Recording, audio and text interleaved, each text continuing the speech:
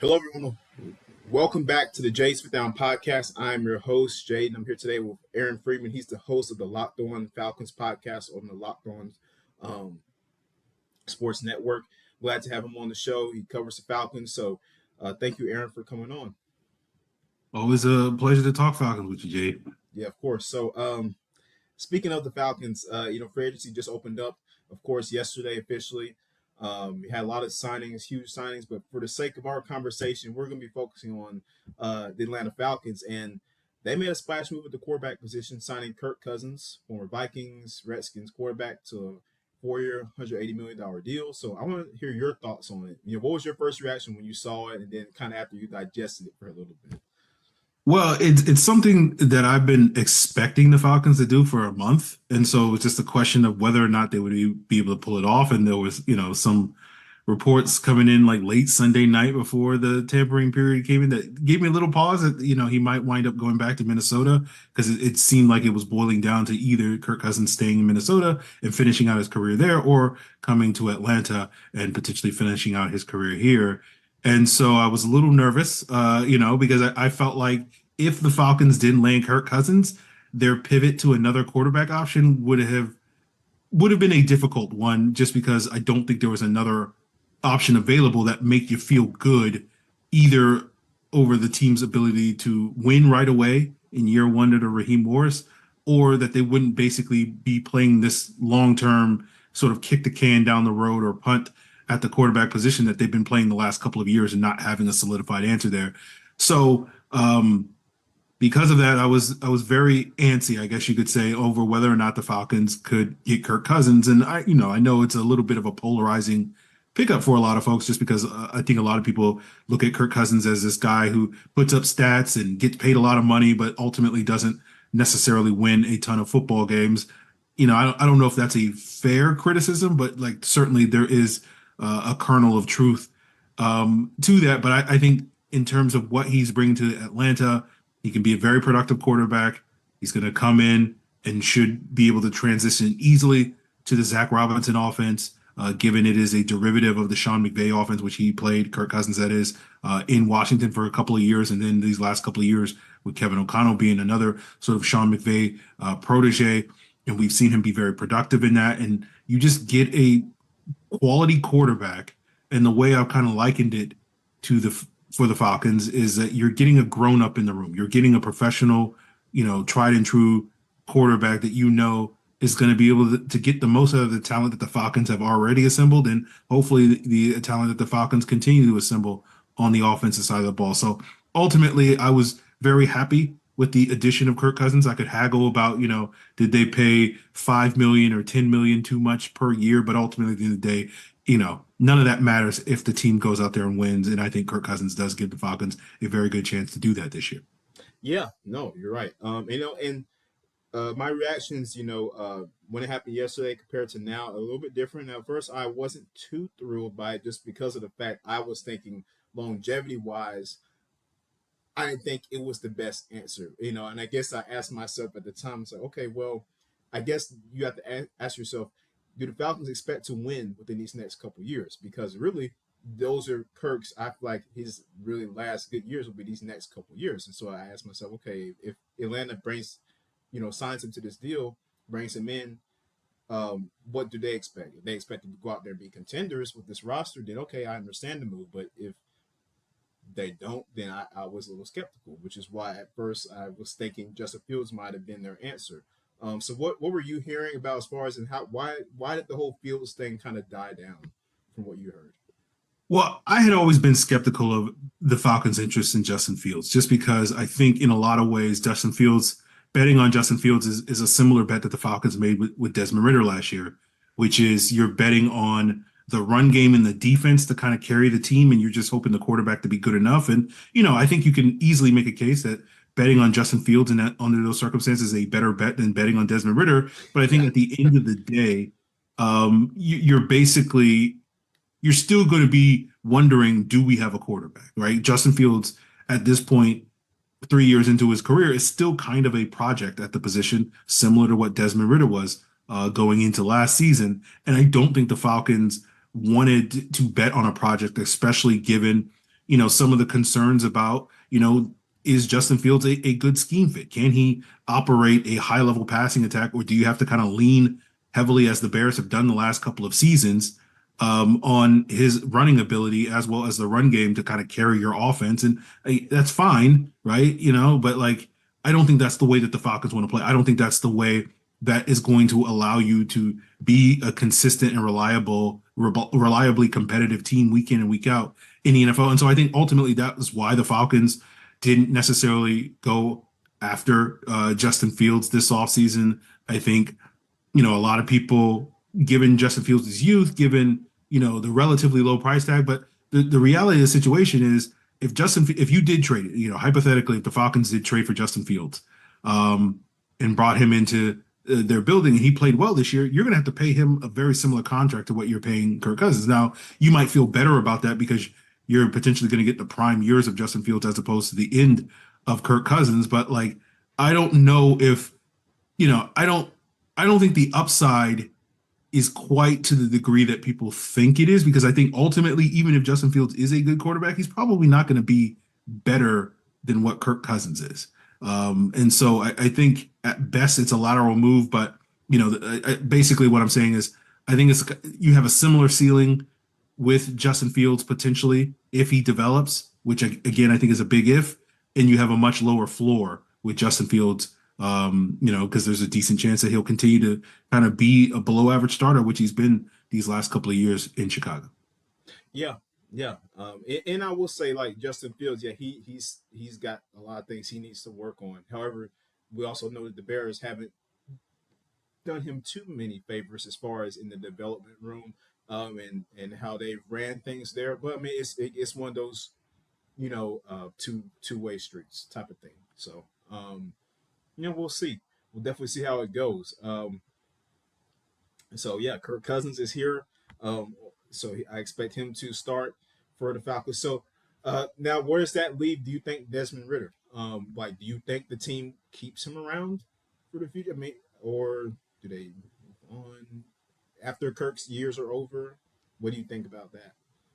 Well, I think a lot will depend on what happens in this year's draft with Desmond Ritter's future. I think for the meantime, Desmond Ritter's probably not going anywhere. I think the issue the Falcons got to deal with is, Kirk coming off of that Achilles injury. He's probably going to miss a large chunk of the offseason, if not all of the offseason. He should be back in time for training camp and whatnot.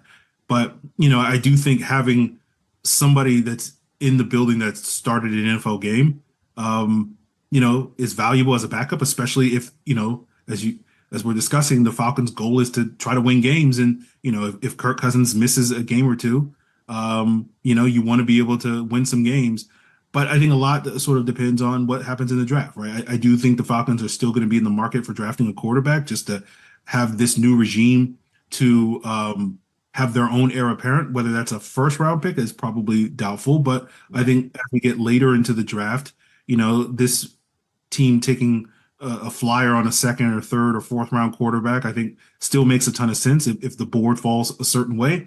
And in the event that they do wind up doing that, you'll probably have Desmond Ritter and that rookie sort of competing to be the number two quarterback. And if Desmond Ritter wins that competition, then he'll stick around for at least a year, until the Falcons feel like that rookie is ready to be the backup quarterback, if that rookie ever is ready to be the sort of backup quarterback. But if that rookie comes in and plays well in the preseason, then I think the Falcons will be like, okay, well, we don't necessarily need Desmond Ritter because we really like, Michael Penix Jr. or Bo Nix or Spencer Rattler or whoever that rookie quarterback may wind up being. And then you can sort of you can dangle Desmond Ritter on the trade market at the end of summer. And, if there's a team that needs a backup quarterback that has some experience, that is willing, we saw the Cowboys trade for Trey Lance last year, like that type of trade. I don't think you're going to get the same value that the 49ers got for Trey Lance. They got a fourth round pick. You're probably only going to have to settle for like a conditional seventh round pick for Desmond Ritter at this point in time. But I think there's really no reason for the Falcons at this point in time to move on from Desmond Ritter. Now, there may be a reason, basically, once we get to August and the competition has played out, to move on from him then. But at this point in time, I think Desmond Ritter is pretty safe. All right. Well, fair enough. So we'll see how that goes. So I mentioned earlier, before we got on, that they also Falcons brought on former Bears wide receiver Darnell Mooney to a 3 year, I believe it was a $39 million contract. So he comes in. So what do you think about this move? You get another receiver in that room with Drake London. Yeah, the Falcons definitely needed bodies at the wide receiver position. This was probably a little bit more money than expected them to spend in Yeah, free agency on one player, but it's not like it's an egregious overpay or anything like that. He got sort of typical number two wide receiver money, and we've seen Darnell Mooney play at a high level. You go back to his second year. When Andy Dalton and Justin Fields were the starting quarterbacks for the Bears, he was a 1,000 yard receiver. He played very well that year. He hasn't necessarily been able to build off of that the last couple of years. Some of that's owed to injuries. Some of that's owed to a different play caller and Luke Getsy going from the firing of Matt Nagy at the time back in 2021. Some of that may be owed to, the quarterback play, going back to the Justin Fields conversation, being a little bit more inconsistent. So I think the Falcons are clearly saying that we believe that the player that Darnell Mooney is the player that we saw in 2021 when he was a 1,000 yard receiver. And I think the Falcons definitely need a player of his skill set. He's got some speed. He's not the world's greatest deep threat, but he's a guy that can, separate and win. And I saw someone earlier today online sort of compare him from a size speed standpoint to Jordan Addison, who was very productive as a rookie for the Vikings last year under Kirk Cousins. So I think Darnell Mooney can be a reliable complementary piece. I don't think the Falcons are done at the wide receiver position, but if Darnell Mooney is the biggest piece of the puzzle that they wind up adding, I think that's a good start for the Falcons. yeah, I agree. Darnell Mooney has definitely showed flashes throughout his career so far, and he's still fairly young. Like you said, a lot of injury riddled years. He had that 1,000 yard season in 21.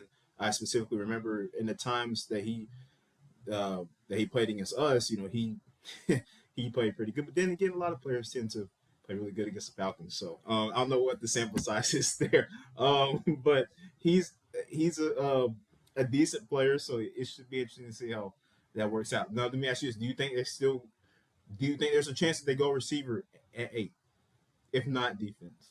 I think so. The Falcons have shown a tendency under Terry Fontenot, their general manager, that they're going to stick to the board.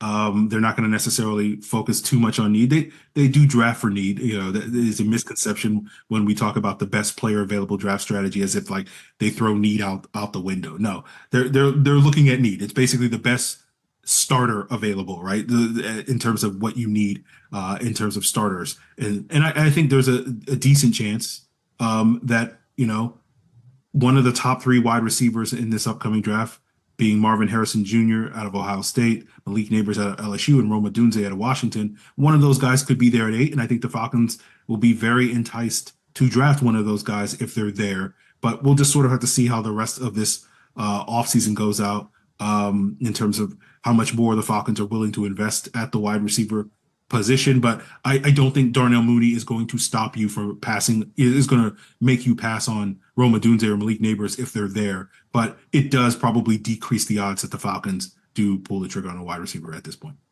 Yeah, no, it definitely shouldn't stop them from getting, prevent them from getting a guy like that, because those guys are, as you know, this receiver class is extremely deep, very deep. It's very talented. I mean, those guys that you just named, those are like just the top of the iceberg. I mean, there's so many other guys there too. But yeah, I mean, I could definitely see it for sure. They, because like I was looking at the roster right now, Drake London really, well, now I'm Darnell Mooney, but yeah, before he was really the only receiver on the roster, technically speaking, from a realistic standpoint of playing. So I'm like, yeah, we need a receiver. Um, so that should be interesting. So yeah, I mean, I think I just my last little thing here, Aaron, is just so overall now we have those pieces there offensively. Now defensively, do you think the Falcons could probably spend some? I heard a lot of people, and this has been for a while now, wanting Danielle Hunter. Is there a possibility we could see something like that, bringing him here? I think it's definitely possible. I think the Falcons definitely have some holes on defense that they should be looking to plug in free agency just to get immediate contributors. You saw how successful they were in doing that last year Yep. with some of the additions that they made on the defensive side, and you saw a big improvement from the defense. And I think there's still a couple of holes. Pass rusher, as you mentioned, Danielle Hunter is probably the top guy left on the market.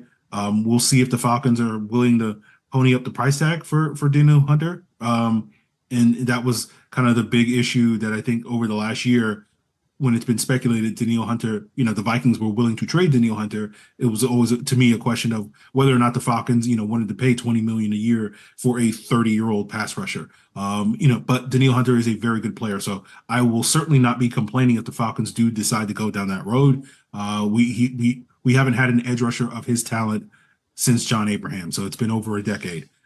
So not going to complain about Daniil. Oh, they Right. paid Daniil Hunter how much? But okay, I'll cry after he gets his 12 sacks this year. But I think you also have some holes in the secondary. You lose Jeff Okudah to the Texans, who was your Week 1 starter last year. He did not finish the season as a starter, but I do think the Falcons will probably look to upgrade that position. Whether they do it in free agency or wait to the draft, we'll have to sort of see. I think safety is another prime position that you'll likely see the team address at some point in the next, few days or whatever, to bring one of those. It's a very, top heavy and very talented and deep group of safeties available on the free agent market. So it makes a ton of sense for the Falcons to walk away from free agency with one of those guys. Yeah, yeah. So I guess that means that we most likely won't be seeing too much of Richie Grant next year. I'm assuming. Um, you know, maybe. Maybe we'll see. We'll see how many three safety looks the Falcons deploy. I think Richie Grant could still have a valuable role there, but that's not going to be a full-time starter. That's going to be maybe a guy that plays, you know, 20-30% of the snaps.